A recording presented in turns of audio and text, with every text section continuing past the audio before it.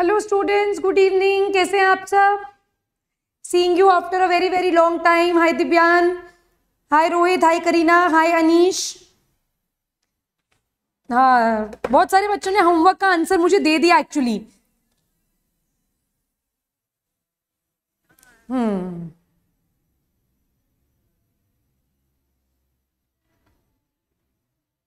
हाँ, मैं बहुत अच्छी हूँ। रोहित, आप कैसे हैं?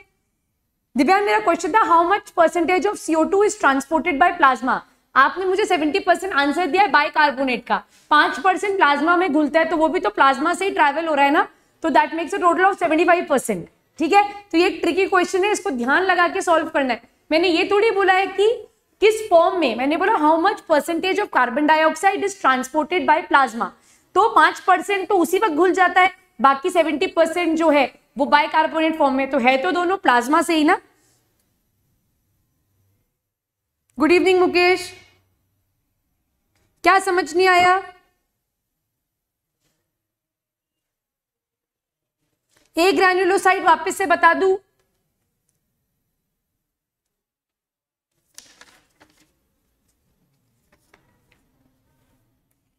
ए ग्रैन्युलोसाइट में क्या प्रॉब्लम है?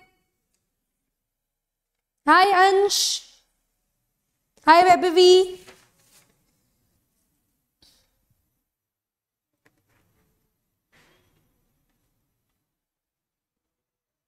that will be resumed soon. ए ग्रैन्युलोसाइट समझ लो। WBC दो टाइप की है, ग्रैन्युलोसाइट और ए ग्रैन्युलोसाइट। ए ग्रैन्यूल्स के साइटोप्लाज्म में ग्रैन्यूल्स एब्सेंट है। ये दो टाइप की होती है, monocyte and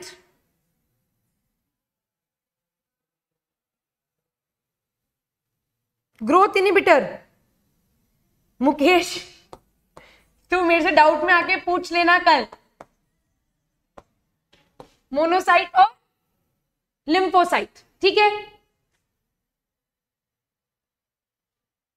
hi Kareena, colchicine तो बेटा सेल डिवीजन को रोकता है, वो मुझसे ग्रोथ इनहिबिटर पूछ रहा है, ABA एब्सिसिक एसिड के बारे में पूछ रहा है मुकेश। गुड इवनिंग करीना, ठीक है। और क्या बताऊं इसमें दिव्यान, और क्या बताऊं इसमें? मोनोसाइट जो है वो फैगोसाइटोसिस करता है, और जो लिम्फोसाइट है ये दो टाइप का होता है, T लिम्फोसाइट और B लिम्फोसाइट। B लिम्फोसाइट जो है वो एंटीबॉडी प्रोडक्शन में मदद करता है, और T lymphocyte different different types के होते हैं।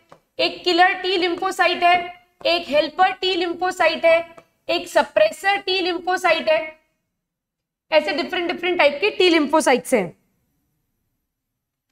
कॉम्प्लिकेटेड तो कुछ नहीं दिया था बेटा। टेस्ट स्टार्ट होएगा रोहित, बहुत जल्दी टेस्ट स्टार्ट भी होंगे, बट थोड़ा सा सिलेबस एक बार अपन कवर कर लेंगे ना, उसके बाद अपन टेस्ट स्टार्ट करेंगे, और मजा भी शायद तभी है।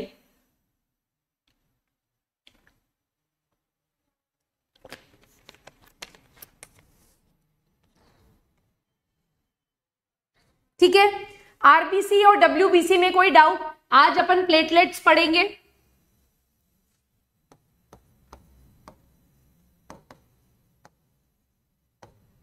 Platelets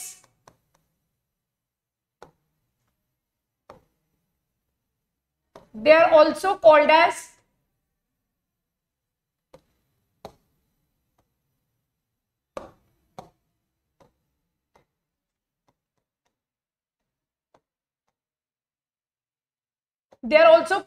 thrombocytes। वर्ड को स्प्लिट करो, थ्रोम्बो वर्ड का मतलब होता है क्लॉट। ये वर्ड आया है वर्ड थ्रोम्बस से। थ्रोम्बस वर्ड का मतलब होता है क्लॉट, साइट वर्ड का मतलब होता है cell. So clot forming cells are called as thrombocytes, they are basically platelets. Shiv ma'am, breathing exchange का नोट्स मैंने कर तो दिए हैं, I think I have already uploaded.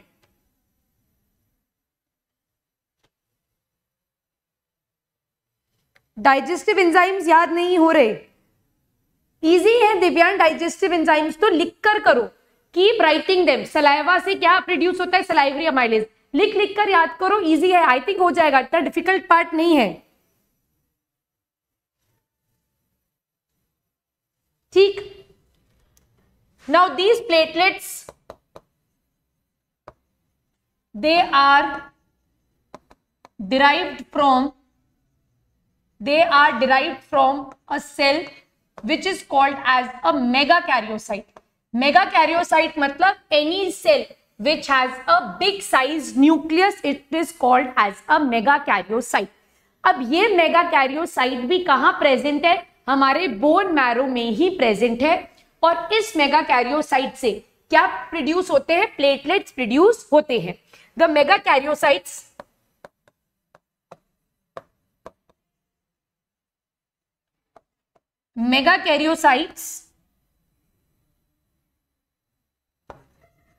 are also derived, they are also derived from the same hemopoietic cells. They are also derived from the same hemopoietic cell जिनसे RBC और WBC बनती है। ठीक, अब होता क्या है? प्लेटलेट्स जो है they are not true sales.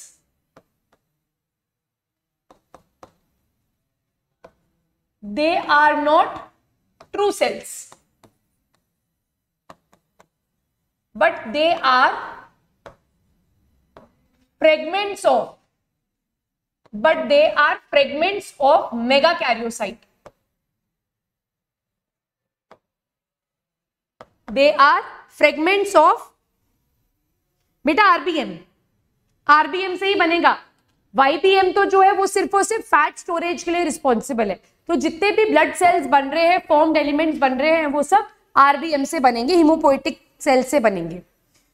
अच्छा, अगर मैंने अपलोड नहीं किया तो मैं अपलोड कर दूंगी, ठीक है, उसके बारे में टेंशन मत करो। सो अब प्लेटलेट्स क्या है? ये भी एक ट्रू सेल नहीं है, they are fragments of megakaryocyte. अगर ये एक मेगाकैरियोसाइट है तो इस मेगाकैरियोसाइट के फ्रेगमेंट्स होते हैं, ये अलग अलग छोटे छोटे पीसेस में ब्रेक हो जाता है and each of this fragment forms a platelet. ये हर एक फ्रेगमेंट क्या करेगा? एक प्लेटलेट का फॉर्मेशन करेगा। इसीलिए प्लेटलेट एक ट्रू सेल है ही नहीं, it is a fragment of megakaryocyte and it is believe कि एक मेगाकैरियोसाइट से अराउंड 1000 प्लेटलेट्स बनते हैं। 1 megakaryocyte produces around 1000 platelets. ठीक है। सो अगर आपसे एग्जाम में क्वेश्चन पूछा जाए कि out of WBC RBC and platelets, इन तीनों में से ट्रू ब्लड सेल कौन सा है या ट्रू सेल कौन सा है, तो आंसर होगा क्या? डब्ल्यूबीसी ट्रू सेल है, बिकॉज उसके पास एक वेल डिफाइंड न्यूक्लियस प्रेजेंट है प्लस सेल ऑर्गेनेल्स प्रेजेंट है। आरबीसी के पास न्यूक्लियस नहीं है, ना ही उसके पास कोई सेल ऑर्गेनेल है, और प्लेटलेट तो खुद ही किसी एक सेल के टुकड़ों से मिलकर बना है। ठीक है, it is produced by the fragments of megakaryocyte. यहां तक समझ में आ गया? क्लियर है बात? मेगाकैरियोसाइट का मतलब होता है बेटा, दिव्यांग कर दिया है ना मैंने अपलोड, मुझे भी ऐसा ही याद है। मेगाकैरियोसाइट, मेगा मतलब बड़ा, कैरियो वर्ड आया है न्यूक्लियस से और साइट वर्ड आया है सेल से। सो ऐसा सेल जिसका न्यूक्लियस बड़ा है, that is called as a megakaryocyte. और उस मेगाकैरियोसाइट के फ्रेगमेंट से क्या बनते हैं? प्लेटलेट्स का फॉर्मेशन होता है। हाँ बेटा, डब्ल्यूबीसी के पास तो रोहित होता है ना। हाँ, मेगाकैरियोसाइट एक ट्रू सेल है, उसके फ्रेगमेंट से प्लेटलेट बन रहा है, फर्स्ट पॉइंट। दूसरी बात, सहबा आपको क्या समझ नहीं आ रहा प्लीज मुझे बताओ, मैं आपको उस पॉइंट को रिपीट करूंगी। रोहित, आपको अगर याद है कल की क्लास अगर आपने देखी है, या मैंने सेल चैप्टर में भी जब न्यूक्लियस बताया था तब मैंने एक चीज बोली थी कि WBC के पास न्यूक्लियस जो होता है वो मल्टी लोब्ड होता है, ट्राई लोब्ड होता है, बाई लोब्ड होता है, तो दैट मीन्स उसके पास न्यूक्लियस प्रेजेंट है। ठीक है, प्लेटलेट्स के बारे में क्या रिपीट करूं बेटा? Platelets are also called as thrombocyte. Thrombus word का मतलब होता है क्लॉट। ठीक है, तो clot forming cells are called as platelets. Platelets true cells नहीं होते, in fact they are fragments of megakaryocyte. आपके जो हीमोपोएटिक सेल्स है, हीमोपोएटिक सेल्स का मतलब वो सेल्स जो ब्लड के सेल्स का फॉर्मेशन करेंगे, जैसे आरबीसी, डब्ल्यूबीसी, उनमें से एक सेल होता है मेगाकैरियोसाइट। मेगाकैरियोसाइट मतलब ऐसा सेल जिसका न्यूक्लियस बड़ा है, उसी के फ्रेगमेंट से प्लेटलेट बनता है। तो एक मेगाकैरियोसाइट से अराउंड 1000 प्लेटलेट्स बनते हैं।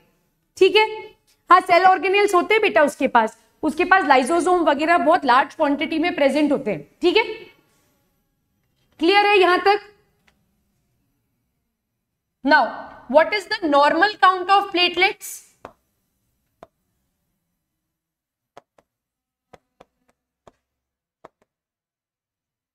Normal count of platelet is 1.5 lakh to 4 lakh पर मिलीमीटर क्यूब ऑफ ब्लड। इतने प्लेटलेट्स हमारी ब्लड में नॉर्मली प्रेजेंट होते हैं। नहीं बेटा दिव्यान? ओके सेबा, वेरी गुड। आरबीएम प्लाज्मा, बेटा आप फर्स्ट लेक्चर याद करो मेरा, मैंने जब बताया था कि ब्लड एक फॉल्स कनेक्टिव टिश्यू है, तो मैंने ये चीज बहुत क्लियरली बोली थी कि जितने भी टाइप के कनेक्टिव टिश्यू होते हैं उनका मैट्रिक्स उनके सेल्स ही प्रोड्यूस करते हैं, बट ब्लड के केस में ऐसा नहीं होता। The matrix that is the plasma, it is not produced by the cells, in fact it is produced by what? It is produced by either liver और it is produced by other lymphoid organs. याद करो एक बार। ठीक है, ठीक, चले आगे। RBC का लाइफ स्पैन जैसे 120 डेज होता है, वैसे ही प्लेटलेट्स का लाइफ स्पैन 5 to 9 डेज है। बैक साइड करो, ये देखो। सेबा आप कौन सी क्लास में है?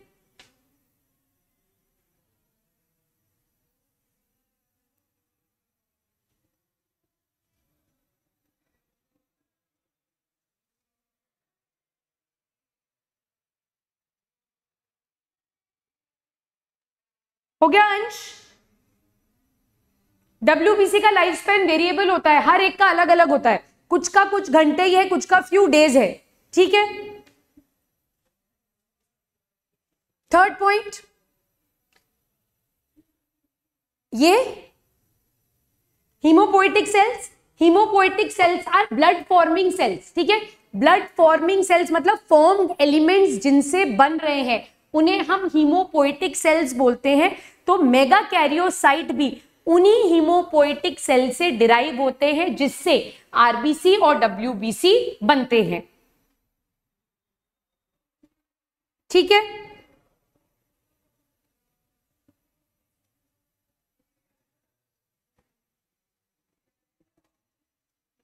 ठीक है, ठीक है रोहित। हाँ, रेड बोन मैरो में जो सेल्स है वो हीमोपोएटिक सेल्स है, बिल्कुल करेक्ट। चले आगे। ओके, यहां तक क्लियर है सब कुछ? Clear? Okay, now what will happen if the count of platelet increases? The condition is called as thrombocytosis. If the count of platelet is reduced, the condition is called as thrombocytopenia. ठीक है, जब भी count बढ़ेगा तो cytosis, जब भी count कम होगा तब पीनिया।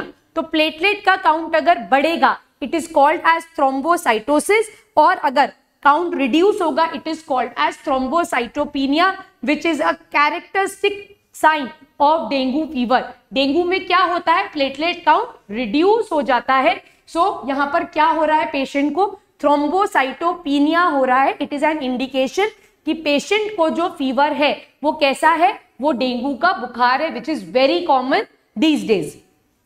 ठीक है, ओके रोहित, बल्ब जल गया, समझ में आ गया। ठीक है,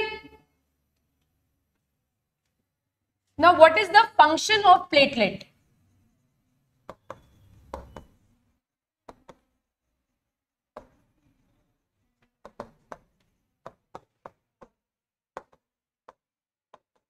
What is the function of platelet? क्या फंक्शन होगा? It helps in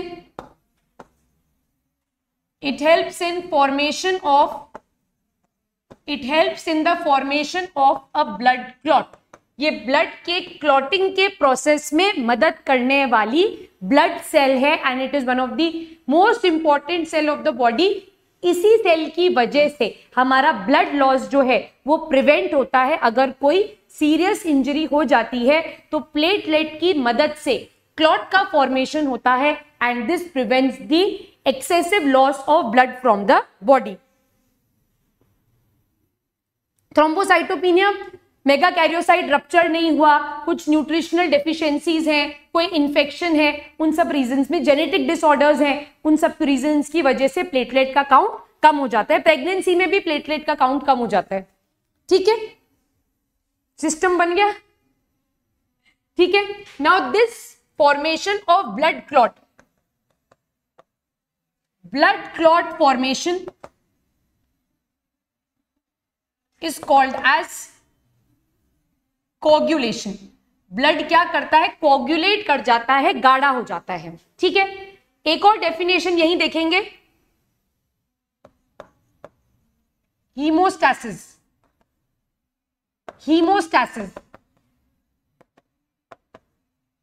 It is the process by which blood loss is prevented or it is stopped. यहां तक समझ में आया? ठीक है, ब्लड क्लॉट फॉर्मेशन को क्या बोलते हैं, कोगुलेशन ऑफ ब्लड। और हिमेटोस्टैसिस क्या होता है, ये एक ऐसा प्रोसेस है by which the blood loss is prevented. Blood loss को क्या करा जाता है, रोका जाता है। यहां तक अगर सब समझ में आ गया तो अब थोड़ा सा अपन इस पार्ट में और थोड़ा डिटेल में पढ़ेंगे ताकि आपको और प्रॉपरली क्लियरली समझ में आए कि क्लॉट का फॉर्मेशन कैसे होता है। यहां तक अगर कोई भी डाउट है तो आप प्लीज मेरे से पूछ लीजिए।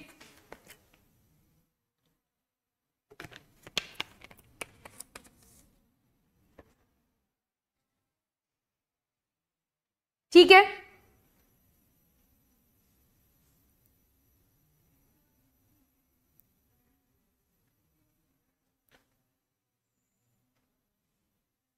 चमक गया। चलो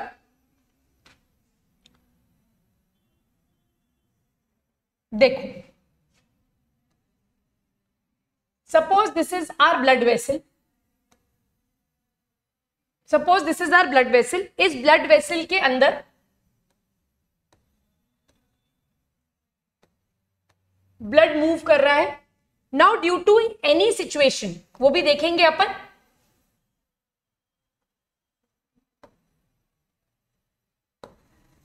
due to any reason the blood vessel is ruptured. ठीक है, यहां पर देखो क्या हो गया, ब्लड वेसल इज रप्चर्ड। अब ये जब ब्लड वेसल रप्चर होती है तो इसके दो कारण हैं, एक इसका एक्सट्रिंसिक कॉज है और एक इसका इंट्रिंसिक कॉज है। एक्सट्रिंसिक कॉज मतलब अगर किसी एक्सटर्नल एजेंट की वजह से ब्लड वेसल रप्चर हुई है तो उसको आप क्या बोलोगे, extrinsic cause of blood vessel rupture. और अगर इंटरनली ही ब्लड वेसल रप्चर हो गई है तो आप उसको क्या बोलोगे, that is called as intrinsic cause of blood vessel rupturing. चाहे एक्सट्रिंसिक है चाहे इंट्रिंसिक है, दोनों ही केस में क्या होगा, दोनों ही केस में ब्लड लॉस होगा। दोनों ही केस में क्या होगा, ब्लड लॉस होगा। ठीक है, अब जब भी ये ब्लड लॉस होगा that means blood vessel rupture हुई है, ब्लड आपकी ब्लड वेसल से बाहर निकल रहा है। तो उस केस में देखो,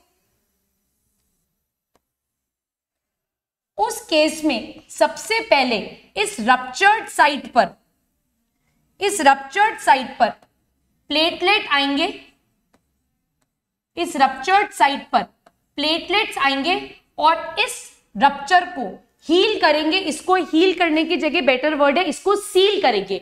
सो this is called as a platelet plug, this is called as a platelet plug. तो जो ब्लड वेसल रप्चर हुई है, चाहे वो इंट्रिंसिक कॉजेस की वजह से या एक्सट्रिंसिक कॉज की वजह से, किसी भी कॉज से अगर ब्लड वेसल रप्चर हो गई है तो उस ब्लड लॉस को प्रिवेंट करने के लिए सबसे पहले प्लेटलेट्स आएंगे और वो क्या करेंगे, इस रप्चर्ड एरिया को सील करेंगे बाय स्टफिंग देमसेल्फ हियर। यहां पर वो क्या करेंगे, प्लेटलेट सारे उस रप्चर्ड एरिया पर स्टफ हो जाएंगे and that is called as a platelet plug. And this formation of platelet plug is called as, this is called as primary hemostasis। इसको क्या कहा जाता है, this is called as primary hemostasis। यहां तक समझ में आया। इंट्रिंसिक कैसे होगा बेटा, कोई माइक्रो ऑर्गेनिज्म, कोई वर्म अंदर है जो आपकी किसी भी टिश्यू के ऊपर स्टिक होकर वहां से न्यूट्रिशन ड्रॉ कर रहा है तो इंटरनल ब्लीडिंग हो जाएगी। हो सकता है कुछ इंटरनल डैमेज है, कुछ बैक्टीरिया है, कुछ वायरस है जो कि आपकी बॉडी के अंदर इंटरनल इंजरी कॉज कर रहे हैं। ठीक है, बैक साइड लीजिए, क्लियर। अंश हो जाए जब प्लीज बता देना।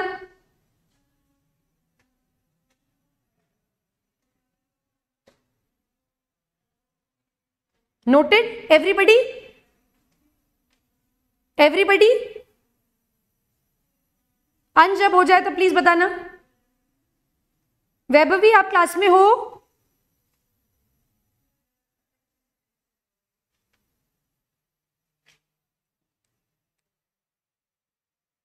Done done done done. चलिए, यहां तक क्लियर है, प्राइमरी हीमोस्टैसिस तक। अब देखो ये इंट्रिंसिक एक्सट्रिंसिक, चलो लिखे रहने दो।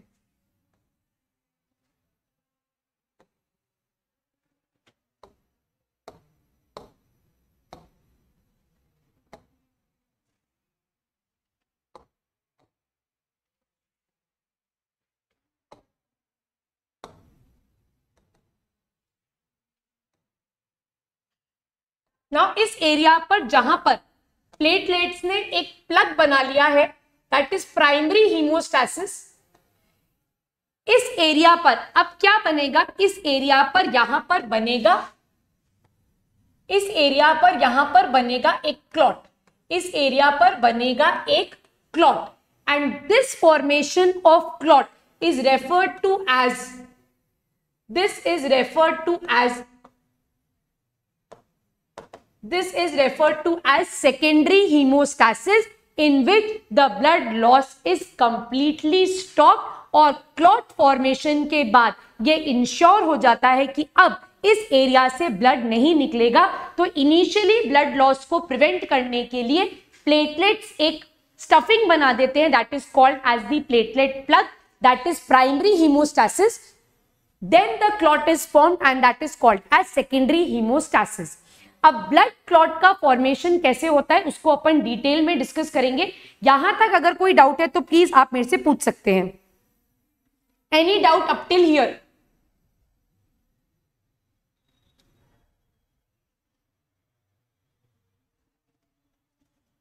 Any doubt up till here? ठीक है,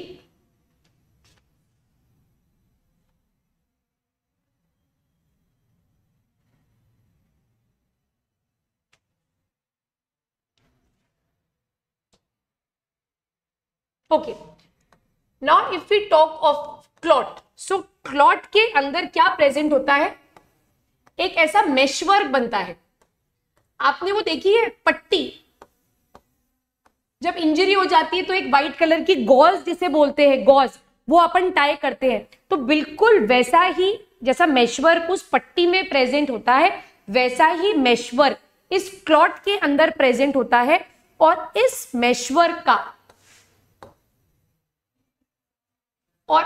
मेशवर्क का जो पोर साइज होता है वो हमारे फॉर्म्ड एलिमेंट्स के पोर साइज से काफी छोटा होता है। इसीलिए हमारे फॉर्म्ड एलिमेंट्स इस मेशवर्क के अंदर ऐसे फंस जाते हैं and the blood loss is then prevented. ये बात समझ में आई? ये कैसे बनेगा इसको अब अपन डिटेल में देखेंगे। सो बेसिकली जब क्लॉट का फॉर्मेशन होता है तो क्लॉट का फॉर्मेशन कैसे होगा, एक मेशवर्क बन जाएगा और उस मेशवर्क में हमारे जितने भी फॉर्म्ड एलिमेंट्स हैं वो क्या हो जाएंगे, वो अटक जाएंगे। It is looking like, I hate the next part, intrinsic and extrinsic coagulation. चलो, so these are the names of the 13 clotting factors that we have। ठीक, इसमें 6th clotting factor होता ही नहीं है, there is no 6th clotting factor। अब ये नाम आपको धीरे धीरे करके याद होंगे, अचानक से नाम याद नहीं होंगे, तो आप टेंशन मत लीजिएगा। Factor number 1 it is called as fibrinogen। Then we have factor 2 which is prothrombin, factor 3 which is called as the tissue factor or it is also called as thromboplastin।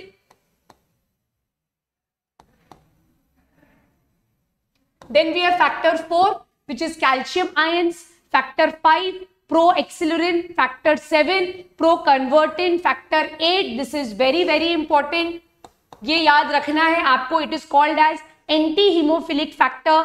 Factor 9 we have thromboplastin component, factor 10 Stewart factor, factor 9 भी बहुत important है, factor 11, factor 12, factor 13 that is fibrin stabilizing factor। तो ये 13 clotting factors हैं जो कि हमारे body में प्रेजेंट है। ये जितने भी क्लॉटिंग फैक्टर्स हैं ये अपनी इनएक्टिव फॉर्म में प्रेजेंट होते हैं और एक एक कर धीरे धीरे कर ये कैसे होते हैं, एक्टिवेट होते हैं और क्लॉट का फॉर्मेशन करते हैं। ठीक है, ये आप देख लीजिए। इसमें याद रखना ये जो फैक्टर 3 है it is released by the tissue.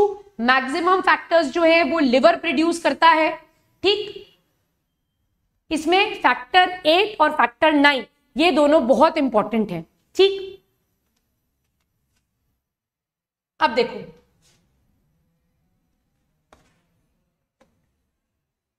Blood जब तक ब्लड वेसल के अंदर ट्रैवल कर रहा है, ब्लड जब तक ब्लड वेसल के अंदर ट्रैवल करता है तब तक वो कैसा होता है, तब तक वो लिक्विड फॉर्म में होता है। बट जैसे ही ब्लड इस ब्लड वेसल से बाहर आता है, जैसे ही ब्लड इस ब्लड वेसल से बाहर आता है तो ये लिक्विड फॉर्म कन्वर्ट हो जाता है जेल फॉर्म में। ये लिक्विड फॉर्म कन्वर्ट हो जाता है जेल फॉर्म में and this gel formation is a characteristic feature of a blood clot. It is a characteristic feature of a blood clot. ठीक, अब दो तरीके से आपकी ब्लड वेसल इंजर हो रही है। हाँ, नहीं दे रखा, बहुत सारी चीजें नहीं दे रखी है। निपुण हाय बेटा, देखो सारे फैक्टर्स याद करने की आपको जरूरत नहीं है दिव्यांग, ये इतने सारे फैक्टर्स कहीं काम में भी नहीं आएंगे। और अभी तक एनएससी जेएस का पेपर पैटर्न अगर मैं देखूं तो क्लॉटिंग फैक्टर के ऊपर अभी तक कोई क्वेश्चन पूछा भी नहीं गया है, क्लॉटिंग मैकेनिज्म पे भी कोई क्वेश्चन पूछा नहीं गया है। But every year in NSC JS 1 or 2 questions are like that जो आप एक्सपेक्ट नहीं करते हो। तो मेरा ऐसा मानना है कि जब हम 1000 पन्ने पढ़ रहे हैं तो फिर 100 पन्ने और एक्स्ट्रा पढ़ ले तो कोई हर्ज नहीं है। ठीक है, इसीलिए मैं ये पढ़ा रही हूँ, अदरवाइज आज तक एनएससी जेएस में ये नहीं पूछा गया है। ठीक है, सो डोंट वरी, धीरे धीरे करके याद करो, हो जाएंगे। और नहीं होते हैं याद तो फैक्टर 8 और फैक्टर 9 का नाम जरूर याद रख लेना, बिकॉज फैक्टर 8 और फैक्टर 9 की डेफिशिएंसी की वजह से ही, उनकी एब्सेंस की वजह से ही हीमोफीलिया होता है। ये अपन धीरे धीरे डिस्कस करेंगे। ठीक है, ठीक है, यहां तक कोई डाउट है?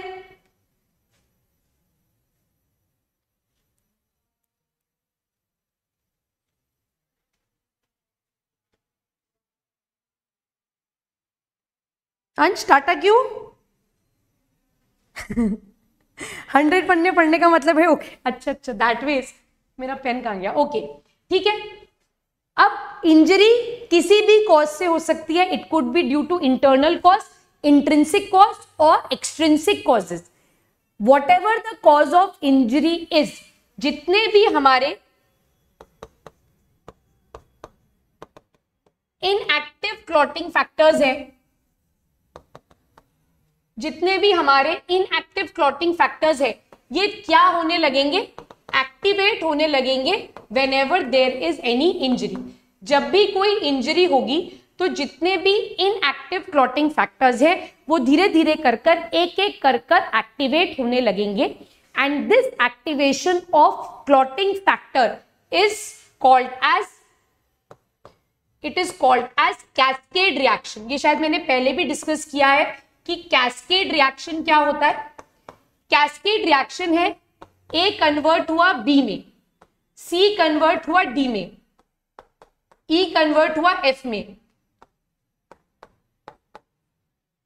ठीक है, तो सी और सी से डी बनने में बी चाहिए, ई से एफ बनने के लिए डी चाहिए, जी से एच बनने के लिए एफ चाहिए। ऐसे रिएक्शंस को हम कैस्केड रिएक्शंस बोलते हैं, जिसमें the beginning of the chemical reaction depends on the product of previous reaction.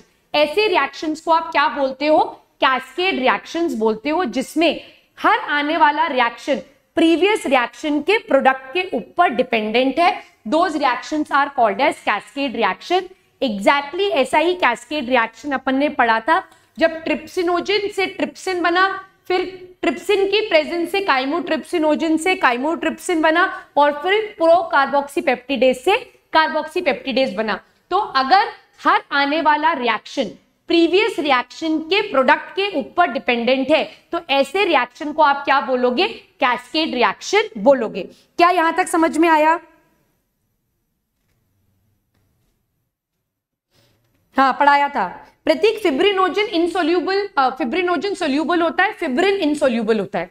ठीक है, ठीक है। फिब्रिनोजन की अगर आप बात करोगे तो सोल्यूबल है, वो जब फिब्रिन में कन्वर्ट होगा तब वो इनसोल्यूबल मेशवर्क बनाएगा। ठीक है, समझ में आ गया? यहां तक क्लियर है? कोई डाउट नहीं है यहां तक? कैस्केड रिएक्शन क्लियर है? ये मैं शायद पहले भी एक बार डिस्कस कर चुकी हूं। चलो अब देखते हैं क्लॉटिंग पाथवे। इंपॉर्टेंट है।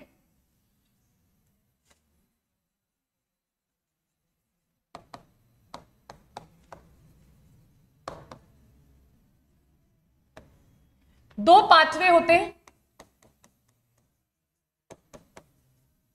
एक होता है एक्सट्रिंसिक पाथवे और एक होता है इंट्रिंसिक पाथवे।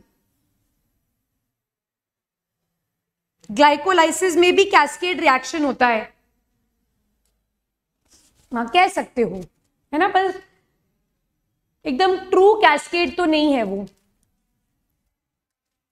कह सकते हैं। Good evening. चलो इंट्रिंसिक पाथवे, ओ सॉरी एक्सट्रिंसिक पाथवे से स्टार्ट कर रहे हैं। एक्सट्रिंसिक पाथवे का मतलब अगर आपका सोर्स ऑफ इंजरी जो है वो एक्सटर्नल है, आपको बाहर किसी एजेंट से इंजरी हुई है, जैसे खेलते खेलते आप प्लेग्राउंड में गिर गए या नीडल से इंजरी हो गई या किसी भी रीजन से आपकी एपिथेलियम जो है वो हट गई है और आपके ब्लड वेसल्स अगर रप्चर हो गए हैं, ब्लीडिंग हो गई है, तो अब जो आपका क्लॉट बनेगा that will follow the extrinsic pathway. ठीक है, गुड इवनिंग क्रिश। चलो अब लिखेंगे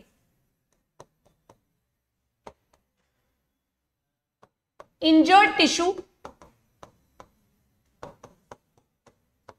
टिश्यू प्लेटलेट की कांटेक्ट में आएगा। Oh, hi Suvrit, I'm fine. How are you?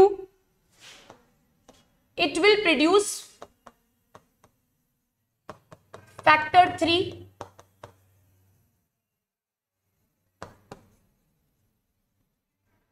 Thromboplastin. ठीक है, अब जैसे ही ये फैक्टर 3 आया, इसने क्या किया? इसने एक्टिवेट करा आपके फैक्टर 7 को। ठीक है, ये एक्टिवेट हो गया। फैक्टर 3 के बनते ही आपका फैक्टर 7 जो है वो एक्टिवेट हो गया। अब देखो ये टिश्यू फैक्टर या थ्रोम्बोप्लास्टिन, टिश्यू फैक्टर या थ्रोम्बोप्लास्टिन और फैक्टर एक्टिवेटेड 7A, ये दोनों मिलकर क्या करेंगे, ये आपके फैक्टर 10 को एक्टिवेट कर देंगे इनटू एक्टिवेटेड फैक्टर 10। देखो देखो यहां तक बात समझ में आई, क्लियर है? ओके, अब यहां पर ये फैक्टर 10 जब एक्टिवेट होता है तो ये आपके फैक्टर 5 को भी एक्टिवेट कर देता है, ये आपके फैक्टर 5 को भी एक्टिवेट कर देता है। यहां तक क्लियर है? ठीक है, अब देखो प्रोथ्रोम्बिन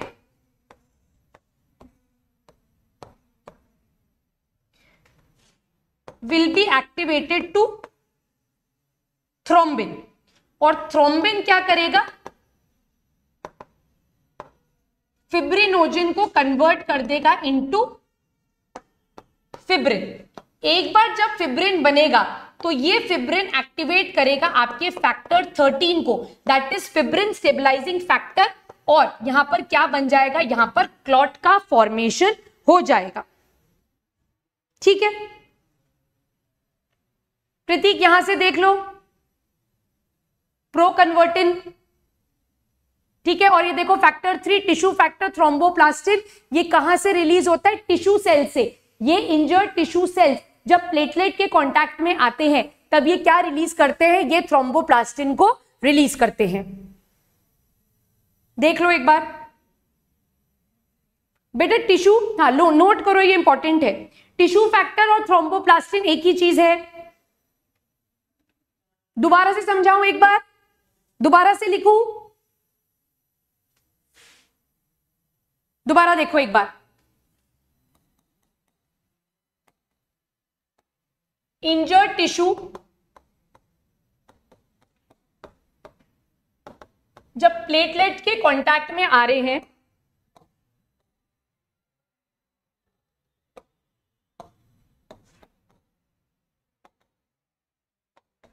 तो ये क्या रिलीज कर रहे हैं, ये फैक्टर 3 रिलीज कर रहे हैं, which is called as the tissue factor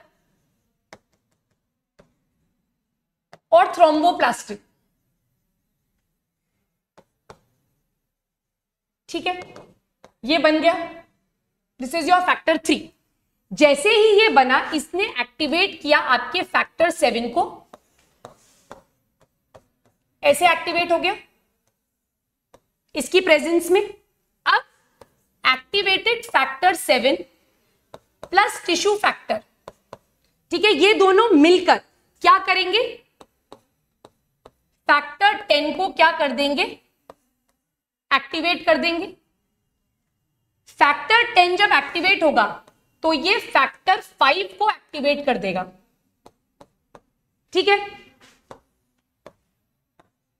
factor 5 activated factor 5 along with factor 10 ये कन्वर्ट करेगा आपके प्रोथ्रोम्बिन को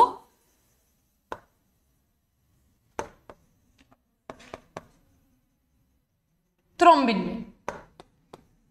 ये थ्रोम्बिन फिब्रिनोजिन को कन्वर्ट करेगा फिब्रिन में। फिब्रिन क्या करेगा, फैक्टर 13 को एक्टिवेट करेगा and a clot will be formed.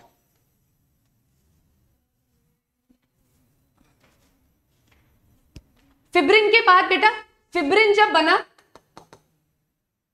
तो फिब्रिन क्या करेगा, आपके फैक्टर 13 को एक्टिवेट कर देगा। This is fibrin stabilising factor.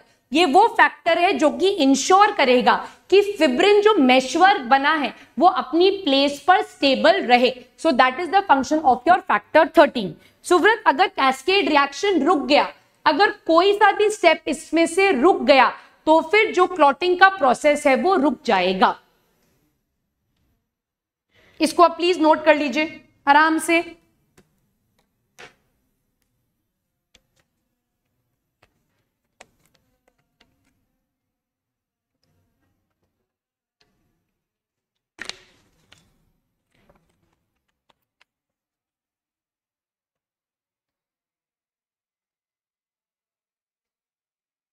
13 ए से क्या होगा? Activated 13 is fibrin stabilising factor. ये फिब्रिन के फॉर्मेशन को इंश्योर करेगा और उसको उसकी प्लेस पर स्टेबलाइज करेगा।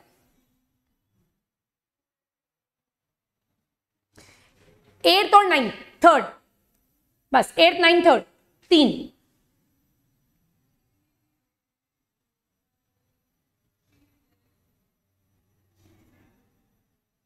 ठीक है, 8th और 9th और 3rd, ये 3 याद कर लो, बस बहुत है इतने। ठीक है, so this is your extrinsic pathway.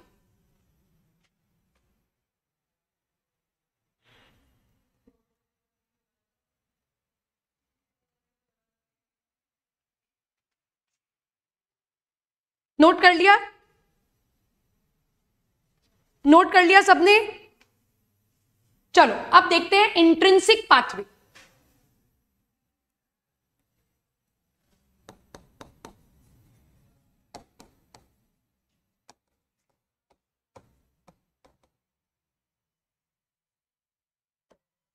Intrinsic pathway, intrinsic pathway that means blood vessel जो है उसका मेम्ब्रेन रप्चर हो रहा है due to any cause which is internal, external source नहीं है, इंटरनली अगर ब्लड वेसल रप्चर हो रहे हैं, सो दैट इज इंट्रिंसिक इंजरी। और अब क्या होगा? इंट्रिंसिक पाथवे को देखेंगे कि क्लॉट किस तरीके से फॉर्म होगा।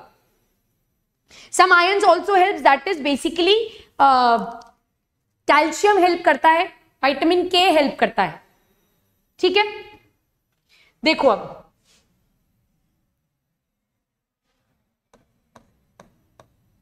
जब भी इंटरनल इंजरी होगी, दैट मींस आपकी ब्लड वेसल की मेम्ब्रेन रप्चर हुई। जैसे ही ब्लड वेसल की मेम्ब्रेन रप्चर होती है, इस रप्चरिंग से आपका फैक्टर 12 जो है वो एक्टिवेट हो जाता है। क्या एक्टिवेट हो गया? फैक्टर 12 एक्टिवेट हो गया। इस फैक्टर 12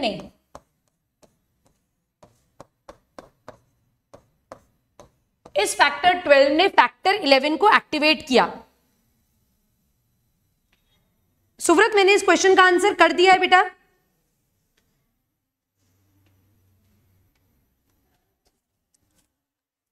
कैस्केड रिएक्शन अगर रुक गया तो फिर क्लॉटिंग नहीं होगी, क्लॉटिंग का प्रोसेस जो है वो हैम्पर हो जाएगा। ठीक है, फैक्टर 12 एक्टिवेट हुआ, फैक्टर 12 ने फैक्टर 11 को एक्टिवेट करा। फैक्टर 11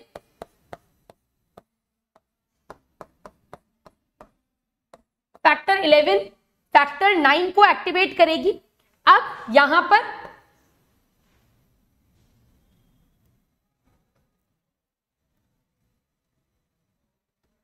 पर factor 10 in presence of factor 9 and activated factor 8। अब फैक्टर 8 कैसे एक्टिवेट हुआ मैं आपको भी बताती हूं। 10th एक्टिवेट हो गया, 10th क्या करेगा? एक्टिवेटेड 10th फैक्टर क्या करेगा? सेम कॉमन पाथवे चलेगा, प्रोथ्रोम्बिन को कन्वर्ट करेगा। थ्रोम्बिन में सेम चीज चलेगी जो एक्सट्रिंसिक में चली थी। थ्रोम्बिन क्या करेगा?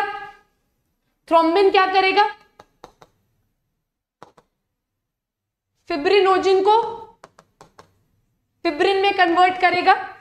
This is in presence of thrombin. Fibrin क्या करेगा? फैक्टर 13 को 13A में एक्टिवेट कर देगा। This is fibrin stabilising factor. So this is your intrinsic pathway.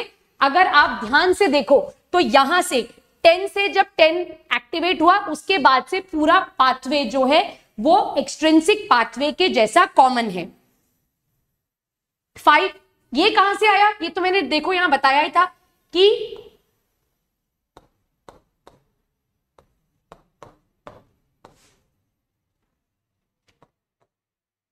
ये तो मैंने यहां ही बताया है ना कि जब 10th एक्टिवेट होता है तो वो 5 को भी क्या कर देता है? एक्टिवेट कर देता है।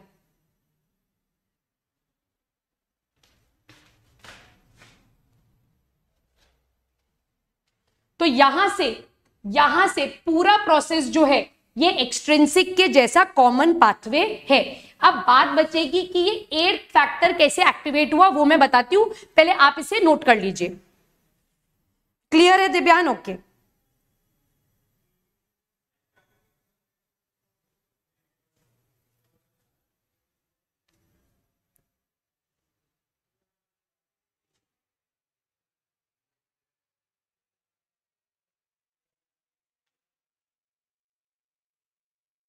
नोट हो गया? ओके, चलो। अब फैक्टर 8 जो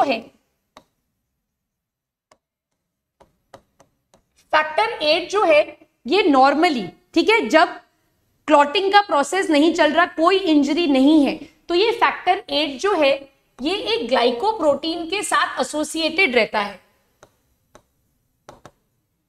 और उस ग्लाइकोप्रोटीन का नाम है वॉन बिलीवर्ड फैक्टर। ठीक है, तो ये दोनों हमेशा साथ रहते हैं। जब कोई क्लॉटिंग नहीं हो रही है, जब कोई इंजरी नहीं हो रही है, जब सारी सिचुएशंस नॉर्मल है, उस केस में फैक्टर 8 जो है वो किसके साथ एसोसिएटेड रहता है? वो एक ग्लाइकोप्रोटीन के साथ एसोसिएटेड रहता है और उस ग्लाइकोप्रोटीन का नाम है वॉन बिलीवर्ड फैक्टर। बट जब भी कोई इंजरी होती है, whenever there is any injury, जब भी कोई इंजरी होती है तो ये ग्लाइकोप्रोटीन इस फैक्टर 8 को छोड़ देता है, ये इससे डिटैच हो जाता है और ये वॉन बिलीवर्ड फैक्टर जो है, ध्यान से सुनो, ये प्लेटलेट प्लगिंग में हेल्प करता है। किसमें हेल्प करता है? प्लेटलेट प्लगिंग में हेल्प करता है। और अब ये फैक्टर 8 कैसा हो जाएगा? जब इंट्रिंसिक पाथवे स्टार्ट होगा, जब फैक्टर 9 एक्टिवेट हो जाएगा, जब फैक्टर 10 एक्टिवेट हो जाएगा, तब ये फैक्टर 8 भी एक्टिवेट होएगा और ये इंट्रिंसिक पाथवे में मदद करेगा। पर जब तक फैक्टर 8 वॉन बिलीवर्ड फैक्टर के साथ जुड़ा हुआ रहता है, तब तक ये अपनी इनएक्टिव फॉर्म में रहता है। वॉन बिलीवर्ड फैक्टर इस फैक्टर 8 से कब अलग होगा? जब कोई इंजरी हुई है, जब प्लेटलेट प्लगिंग का काम स्टार्ट कर रहा है, तो उस प्लेटलेट प्लगिंग में मदद करने का काम कौन करता है? ये वॉन बिलीवर्ड फैक्टर करता है। और जैसे ये फैक्टर 8 को छोड़ता है तो फैक्टर 8 भी क्या होएगा? एक्टिवेट होने लगेगा। पर ये बहुत ज्यादा एक्टिवेट तब हो जाएगा जब फैक्टर 9 भी एक्टिवेट हो गया है, फैक्टर 10 भी एक्टिवेट हो गया है। क्या ये बात यहां पर समझ में आई? लैग हो रहा है? लैग हो रहा है?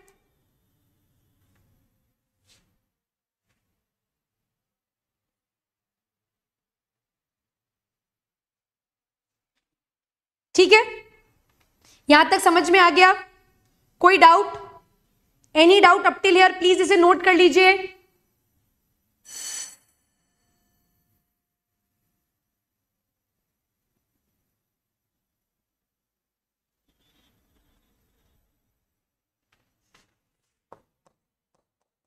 Factor 8 and this glycoprotein separates and this starts the activation of factor 8. ठीक है,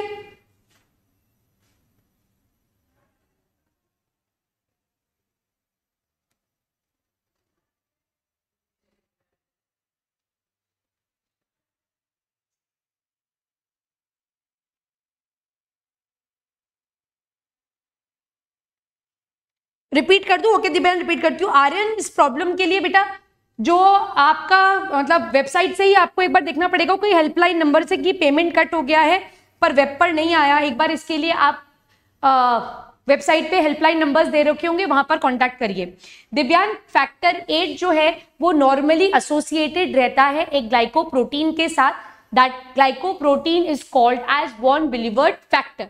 ठीक है, ये दोनों साथ साथ प्रेजेंट रहते हैं, बट जब भी कोई इंजरी होती है तो ये वॉन बिलीवर्ड फैक्टर 8 का साथ छोड़ जाता है और ये किसमें मदद करता है, ये प्लेटलेट प्लगिंग में मदद करता है। दैट मींस ये इनिशियल ब्लड लॉस को प्रिवेंट करने की कोशिश करता है, प्राइमरी हीमोस्टैसिस में मदद करता है। ठीक, अब जैसे ही ये इसके साथ अलग होता है, फैक्टर 8 एक्टिवेट होना स्टार्ट हो जाता है और ये एक्टिवेशन का रेट बढ़ जाता है। जब फैक्टर 9 एक्टिवेट हो जाता है, फैक्टर 10 एक्टिवेट हो जाता है, तब फैक्टर 8 और ज्यादा एक्टिवेट होता जाता है और इंट्रिंसिक पाथवे में क्लॉटिंग के प्रोसेस में मदद करता है। फैक्टर 8 नहीं करता बेटा, वॉन बिलीवर्ड फैक्टर मदद करता है। ये फैक्टर 8 तो इंट्रिंसिक पाथवे ऑफ क्लॉटिंग में मदद करेगा। ठीक है, ठीक है, कोई डाउट यहां तक, कोई भी problem, any confusion up till here?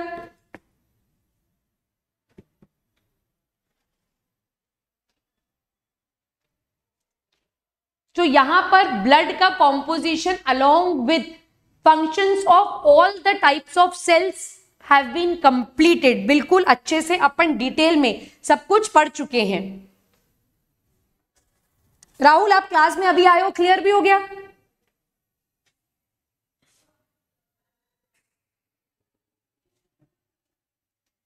Okay, now next topic, blood vessels.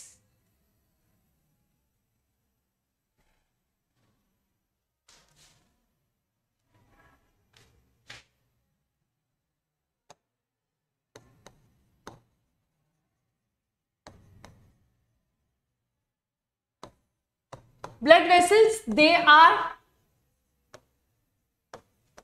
tubes which carry the blood। ये वो ट्यूब्स हैं जो ब्लड को कैरी करती हैं, एक जगह से दूसरी जगह पर लेकर जाती हैं हमारी बॉडी के अंदर। अगर ब्लड वेसल्स की बात करूं, so there are 3 types of blood vessels. There are 3 types of blood vessels. First is artery, vein and capillary. So 3 type की ब्लड वेसल्स है हमारे पास, आर्टरी, वेन एंड कैपिलरीज। कितनी देर का लेक्चर और लूंगी बताओ, कितनी देर का लेक्चर ले लूं? मैं तो ले लूंगी जितना बोलोगे। अच्छा, सॉरी, इसके कितने लेक्चर और लूंगी? आई थिंक इसके बाद मेजर पार्ट जो बचेगा वो सिर्फ हार्ट बचेगा। तो आज के बाद 3 लेक्चर और, 2 या 3 लेक्चर और बस। ठीक है, आर्टरी, वेन और कैपिलरी तक क्लियर है? अब एक बार देखते हैं एनाटॉमी ऑफ ब्लड वेसल्स, फिर इनके बीच में डिफरेंस देखेंगे।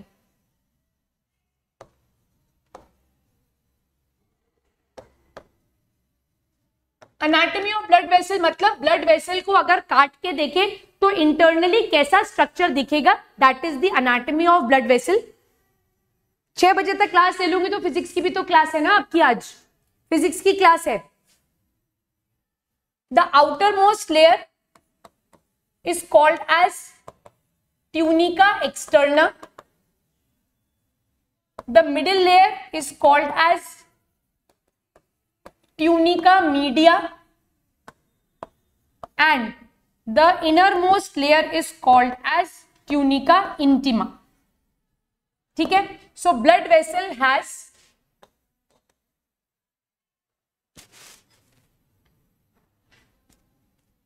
फिजिक्स भी करनी है, very good.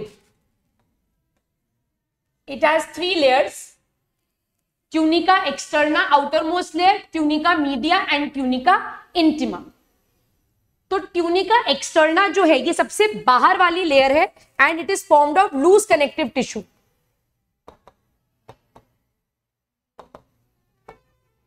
It is the outer most layer and is formed of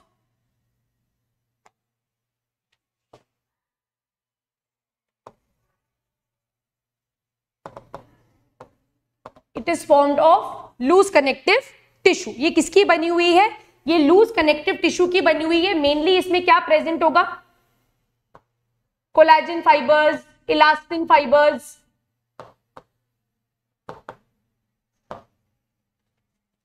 ठीक है। सो एक्सटर्ना जो है ये सबसे बाहर की लेयर है। ये क्या करेगी? ये प्रोटेक्ट करेगी ब्लड वेसल को। और ये किसकी बनी हुई है? ये बेसिकली लूज कनेक्टिव टिश्यू की बनी हुई है, जिसमें मेनली क्या आते हैं? कोलेजन और इलास्टिन फाइबर्स आते हैं। अब आती है ट्यूनिका मीडिया। एम से media, it is the middle layer, it is the middle layer and it is made up of muscles. It is made up of muscles. कौन सी मसल्स होंगी ये? जल्दी सोच के बताओ। स्मूथ मसल्स होंगी या स्केलेटल मसल्स होंगी?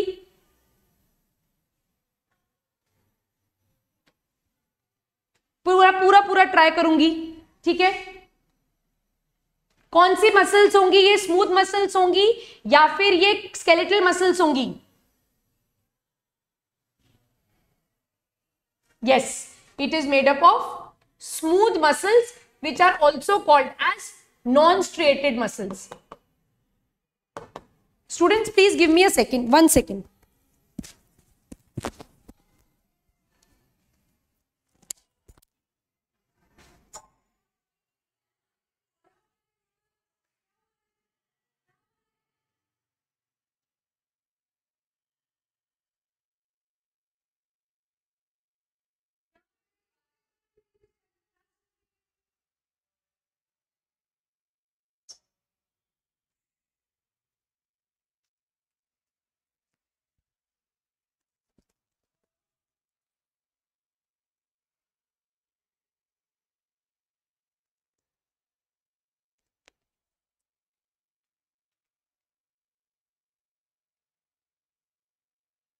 बोन्स भी अटैच नहीं है, plus this is not under the control of your will also, ठीक है। Tunica intima,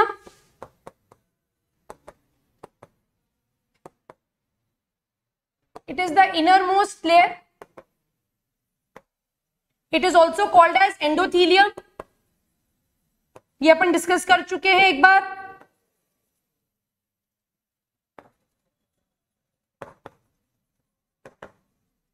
It is made up of squamous epithelium.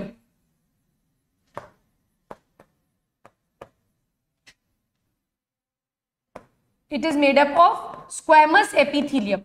अपन एक और चीज ऑलरेडी डिस्कस कर चुके हैं कि अगर मैं कैपिलरी की बात करूं तो कैपिलरी के पास सिर्फ और सिर्फ ये एंडोथीलियम ही प्रेजेंट है, उसके पास सिर्फ और सिर्फ स्क्वैमस एपिथीलियम ही प्रेजेंट है, बाकी एक्सटर्ना और मीडिया उसके पास नहीं है।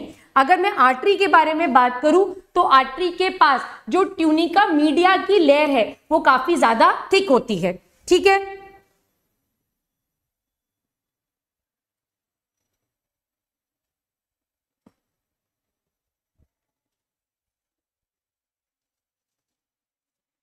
हाँ बेटा, पूरा ट्यूनिका इंटिमा जो है, या इसको आप कुछ बुक्स में देखोगे तो इंटरना भी लिखा हुआ है, तो कंफ्यूज मत होना, दोनों एक ही चीज है, ठीक है। It is inner most layer, और इस इनर मोस्ट लेयर को ही हम क्या कहते हैं? It is called as endothelium, ठीक है। It is called as endothelium.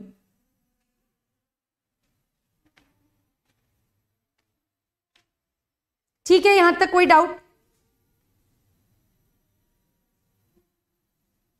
चलें आगे। No no no no, capillaries ध्यान से सुनो दिव्यांग, कैपिलरीज के पास ट्यूनिका एक्सटर्ना भी नहीं है, उसके पास ट्यूनिका मीडिया भी नहीं है, उसके पास सिर्फ एक ही लेयर है which is tunica interna, and this tunica interna is called as endothelium. The innermost layer of artery and vein is called as endothelium. Capillary के पास सिर्फ एक ही लेयर है जो कि ये इनर मोस्ट लेयर है, and this is called as endothelium. Capillary के पास ना तो ट्यूनिका एक्सटर्ना है, ना ही उसके पास ट्यूनिका मीडिया है, उसके पास सिर्फ एक ही लेयर प्रेजेंट है जो कि है ट्यूनिका इंटरना, और इसी ट्यूनिका इंटरना को अपन क्या कहते हैं? एंडोथीलियम कहते हैं, which is made up of squamous epithelium. Yes yes yes दिव्यांग, क्लियर, बिल्कुल ठीक, करेक्ट है। चलिए आगे, चलो एक टेबल से आपको आर्टरी, वेन और कैपिलरी के बीच का डिफरेंस बता देती हूं, बट आप में से कोई आर्टरी की डेफिनेशन मुझे बता सकता है और वेन की डेफिनेशन मुझे बता सकता है? आप में से कोई आर्टरी या वेन की डेफिनेशन मुझे बता सकता है?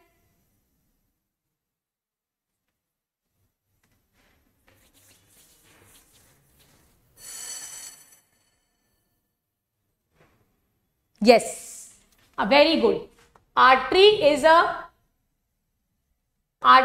a blood vessel which carries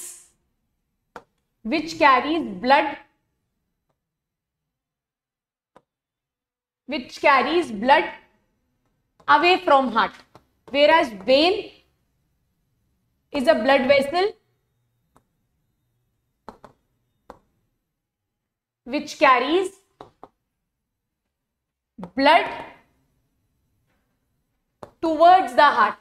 और इस डेफिनेशन में एक भी एक्सेप्शन नहीं है, not even a single exception is present. Artery वो ब्लड वेसल है जो हमेशा ब्लड को हार्ट से दूर लेकर जाएगी, वेन हमेशा वो ब्लड वेसल है जो ब्लड को हार्ट के पास लेकर आएगी। अब यहां ध्यान से देखो एक बार, this is artery. Artery divide कर जाती है into smaller branches which is called as arterioles. ये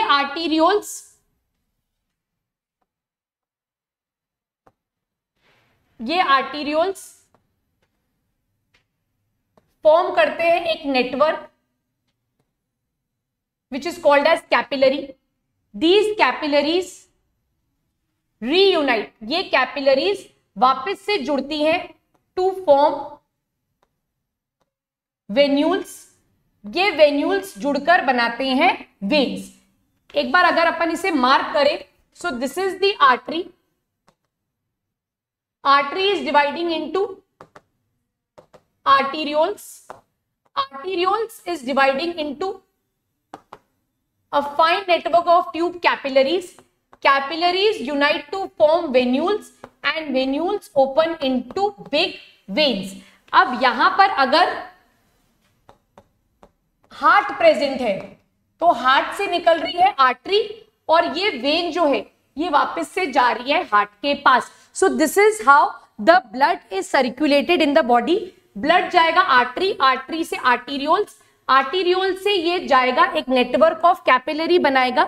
कैपिलरीज वापस से जुड़कर क्या बनाएंगी? वेन्यूल्स, वेन्यूल्स बनाएंगे वेन और वेन जो है वो वापस से हार्ट में ओपन हो जाएगा। इसमें सिर्फ एक पार्ट मिसिंग है, दैट इज लिम्फ। लिम्फ मैं आपको नेक्स्ट क्लास में पढ़ाऊंगी। लिम्फ काफी इंपॉर्टेंट टॉपिक है और काफी बच्चे उसमें कंफ्यूज हो जाते हैं। ठीक है, हाँ बिल्कुल करेक्ट है। अब इसी से अपन आर्टरी, वेन और कैपिलरीज में डिफरेंशिएट करते हैं। ठीक है,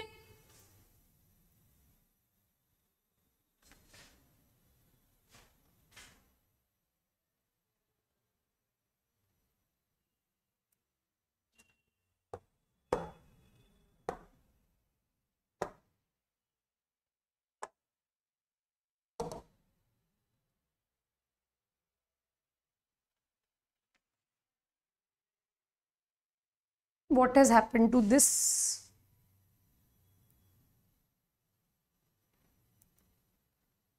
Don't tell me मैंने जो लिखा वो सब गया।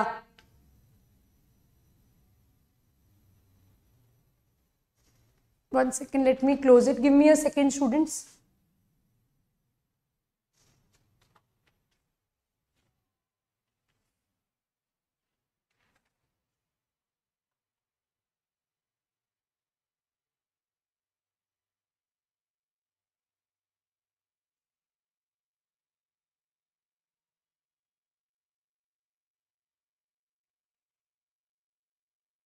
पता नहीं इसको कुछ प्रॉब्लम हो रही है, इसको यहीं से पढ़ा दूं। Arteries carry blood away from the heart, veins carry blood towards the heart, capillaries जो है दे लिंक आर्टरी टू, अब चल गया,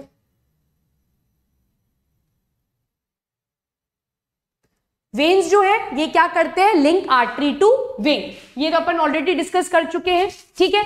आर्टरी का आउटर कोट जो होता है वो थिन है, बट मिडिल कोट इसका काफी थिक होता है, क्योंकि आर्टरीज जो है उसके अंदर ब्लड जो है वो डायरेक्टली हार्ट पंप करता है, तो आर्टरीज काफी हाई प्रेशर में ब्लड को ट्रांसपोर्ट करती है।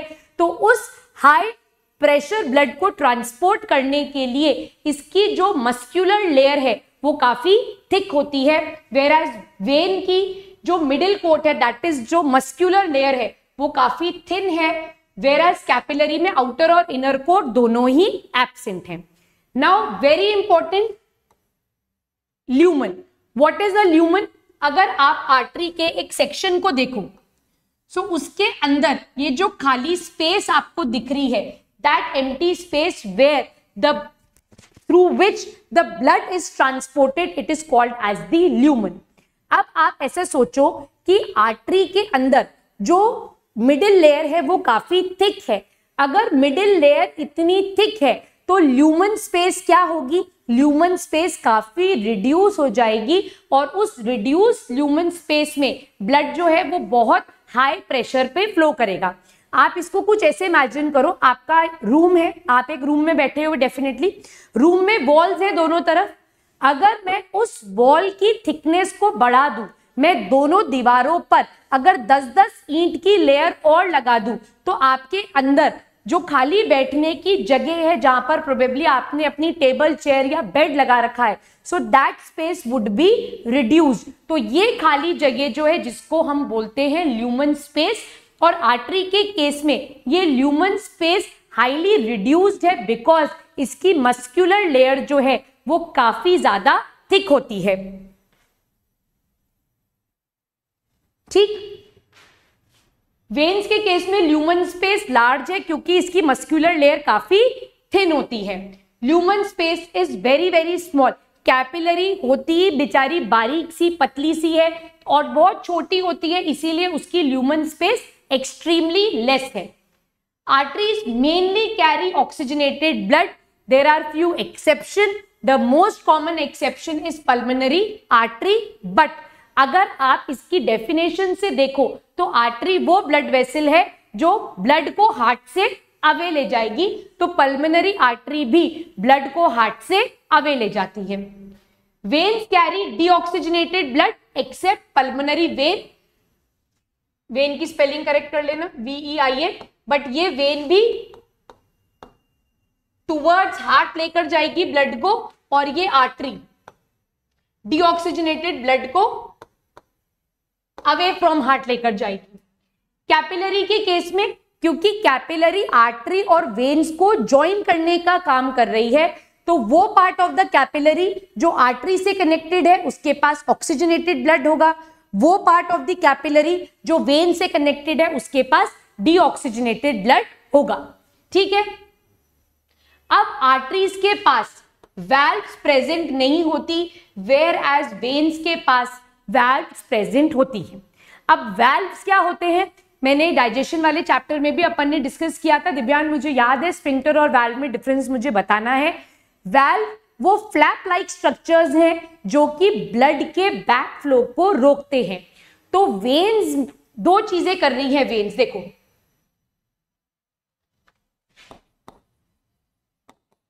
Suppose these are the veins, इस वेन के अंदर ब्लड ट्रैवल कर रहा है। अब पहली चीज,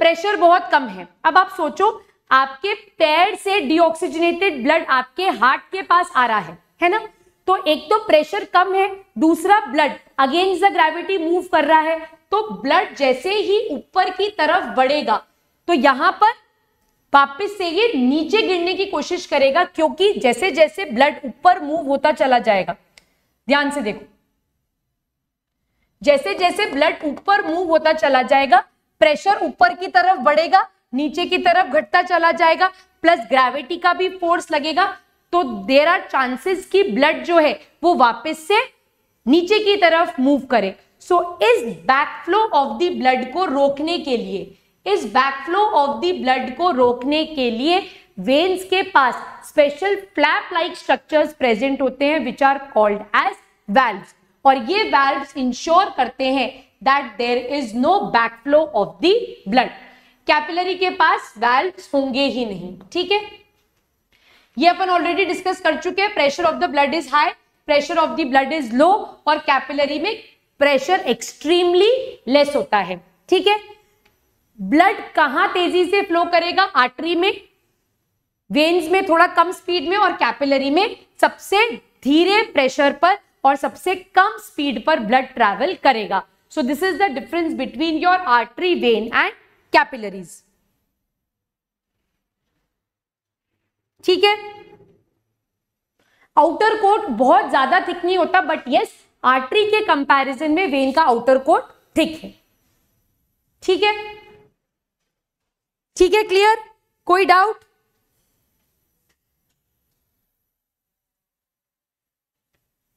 ठीक है, तो नेक्स्ट क्लास में I think upon heart start करेंगे या लिम्फेटिक सर्कुलेशन, बताऊंगी दोनों में से कोई भी चीज अपन स्टार्ट करेंगे।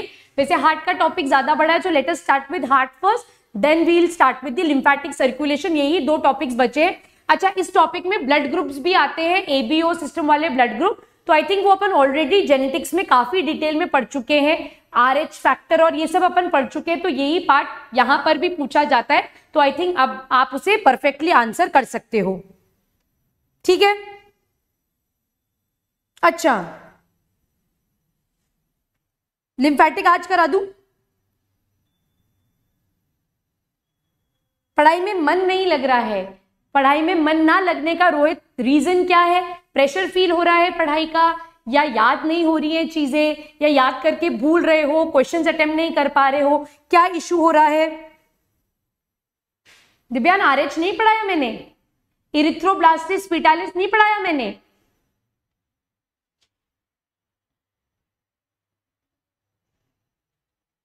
पढ़ाया है ना? दिव्यान ने डाउट ही हटा दिया।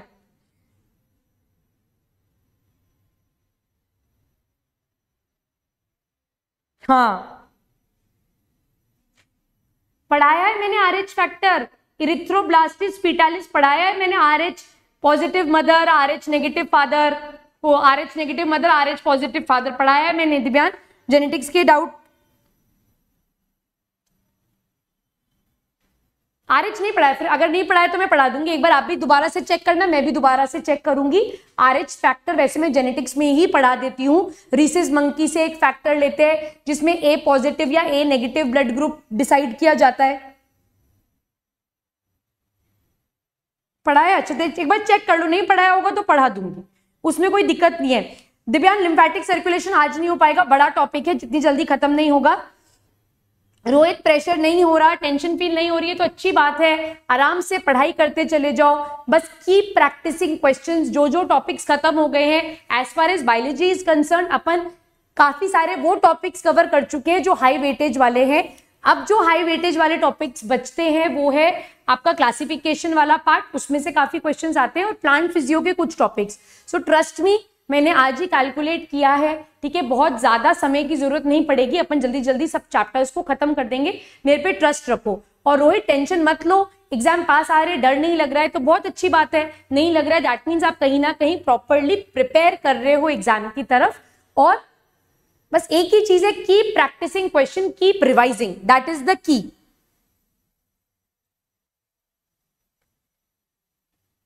ठीक है, नहीं मैं क्लास खत्म करूं दिव्यांग, RH पढ़ा दूंगी मैं, मुझे याद दिला देना इसी क्लास में, मैं फिर मैं RH फैक्टर भी पढ़ा दूंगी अगर मैंने नहीं पढ़ाया है तो। Let me also check once, ठीक है, कि मैंने RH जेनेटिक्स में कैसे नहीं पढ़ाया, इरिथ्रोब्लास्टिस फीटालिस मुझे चेक करना पड़ेगा, ठीक है। सिलेबस कब तक खत्म होगा? मैं अक्टूबर एंड तक सिलेबस खत्म करा दूंगी, मेरे पे फेथ रखो, बिल्कुल टेंशन मत लो।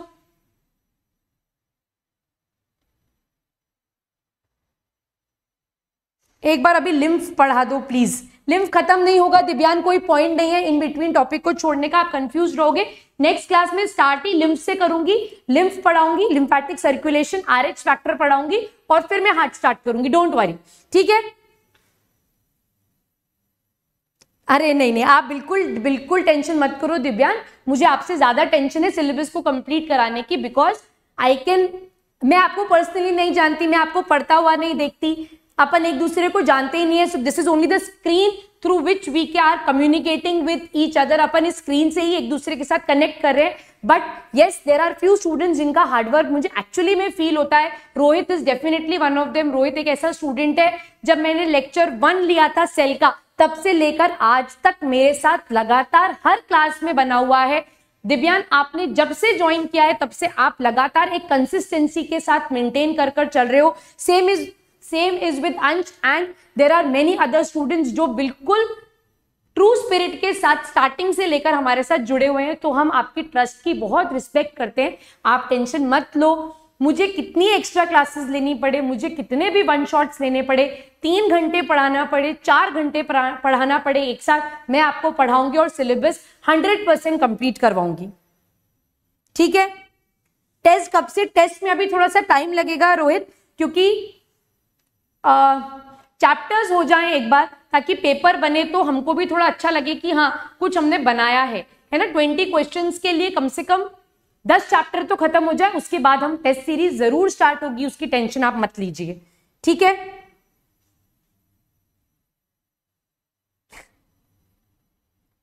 ठीक है, मैं पढ़ा दूंगी. तो नेक्स्ट क्लास में हार्ट नहीं स्टार्ट करूंगी. नेक्स्ट क्लास में पहले आपको लिम्फेटिक सर्कुलेशन बताऊंगी और RH फैक्टर बताऊंगी और फिर हार्ट स्टार्ट करूंगी. ठीक है. ठीक है, लड़ाई मत करो. चलो चैट में. चलो bye bye, all the best, take care, let's crack it.